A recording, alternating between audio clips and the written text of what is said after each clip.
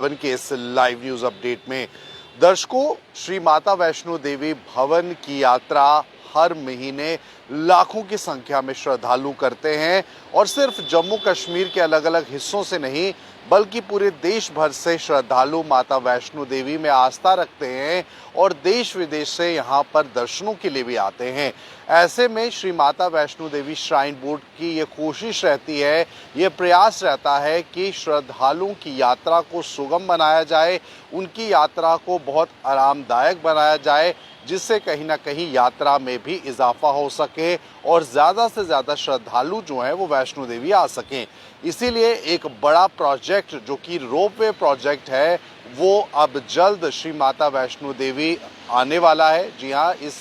Project के तहत यात्रा का जो समय है वो काफ़ी ज़्यादा कम हो जाएगा, यानी कि 13 किलोमीटर लंबी यात्रा जो है वो अब घट जाएगी और रोपवे की मदद से, विशेष तौर पर अगर कहें तो दिव्यांग यानी कि फिजिकली चैलेंज लोग और बुजुर्ग लोग जो चलने फिरने में असहाय हैं, उन्हें रोपवे की मदद से जो है यात्रा करने का मौका मिलेगा और यात्रा करने के साथ ही ये लोग भी माता वैष्णो देवी के दर्शन कर पाएंगे और वो भी बिना किसी कष्ट के। जी हाँ, ऐसा हम नहीं कह रहे, ऐसा कहा जा रहा है श्री माता वैष्णो देवी श्राइन बोर्ड की तरफ से। आपको बता दें कि श्राइन बोर्ड के मुख्य कार्यकारी अधिकारी अगर हम अंशुल गर्ग की बात करें तो एक चैनल से बातचीत करते हुए उन्होंने इस बात का खुलासा किया कि माता वैष्णो देवी में रोपवे प्रोजेक्ट जो है वो अब आने वाला है और 13 किलोमीटर का जो लंबा रास्ता है, पैदल यात्रा है, वो कुछ मिनटों में जो है वो पूरी हो जाएगी।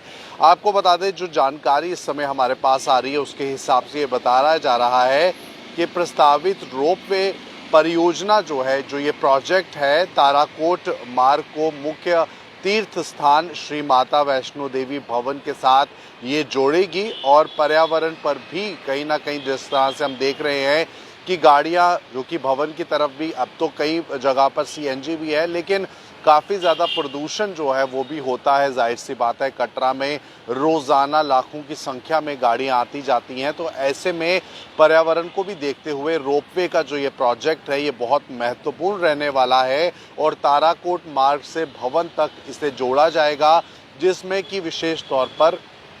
भवन के आसपास के जो प्राकृतिक नज़ारे हैं या ताराकोट मार्ग से भवन तक का जो रास्ता है, जहां पर ये सुंदर पहाड़ियां हैं, त्रिकुट पर्वत है, उसका जो पूरा इलाके का प्राकृतिक सौंदर्य भी जो है वो इस माध्यम से देखा जा सकता है और इसीलिए रोपवे प्रोजेक्ट भी कहीं ना कहीं लोगों को एक यादगार, एक मेमोरेबल मोमेंट जो है वो देगा। तो इसीलिए बताया जा रहा है यहाँ पर कि रोपवे से रोज़ कई हज़ार तीर्थयात्रियों का आवागमन होने की उम्मीद है और 13 किलोमीटर की ये पैदल यात्रा जो है वो कुछ मिनटों में पूरी हो जाएगी। और जैसे कि हमने आपको शुरुआत में कहा कि वो यात्री जो कि दिव्यांग हैं या बुजुर्ग हैं, उनके लिए रोपवे का कहीं ना कहीं इस्तेमाल ज़्यादा होगा और उनको जो है रोपवे के माध्यम से माता के गुफा तक, माता की पवित्र गुफा तक जो है वो लेकर जाया जाएगा। हालांकि इससे पहले भी कई तरह के प्रोजेक्ट्स जो हैं आए हैं श्री माता वैष्णो देवी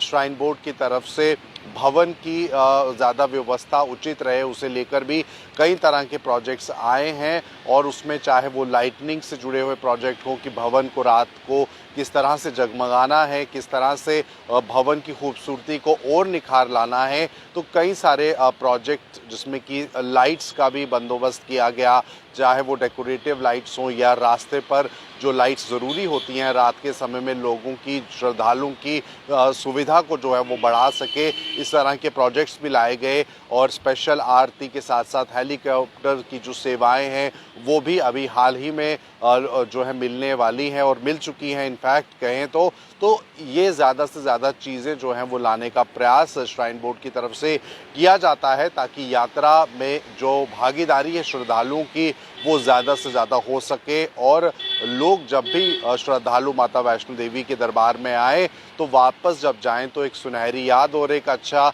जो तजुर्बा है, एक्सपीरियंस है जो यात्रा का, उसे भी साथ लेकर जाएं। तो कहीं ना कहीं ये एक बड़ी कोशिश, ये बड़ा प्रयास जो है वो एडमिनिस्ट्रेशन की तरफ से भी होता है और उपराज्यपाल मनोज सिन्हा खुद जो है विशेष नज़र भी रखते हैं इस तरह की गतिविधियों पर जो कि माता वैष्णो देवी यात्रा से जुड़ी हुई होती हैं। तो फिलहाल ये इस समय की खास बड़ी जानकारी थी रोपवे प्रोजेक्ट को लेकर। हालांकि अब ये प्रोजेक्ट कब शुरू होगा और इसका समापन कब होगा और कौन सी कंपनी इसे टेक ओवर करेगी उसके बारे में भी ज़्यादा जानकारी नहीं है, लेकिन इस बात को लेकर अंशुल गर्ग द्वारा इशारा ज़रूर किया गया है कि रोपवे प्रोजेक्ट जो है वो लाया जाएगा जिसमें कि यात्रा को सुगम बनाया जाएगा और विशेष तौर पर यात्रा में फिजिकली चैलेंज लोगों के लिए विशेष तौर पर ध्यान रखा गया है, बुजुर्गों के लिए ध्यान रखा गया है। तो कहीं ना कहीं यात्रा अगर बढ़ती है तो कटरा का रोजगार भी बढ़ेगा,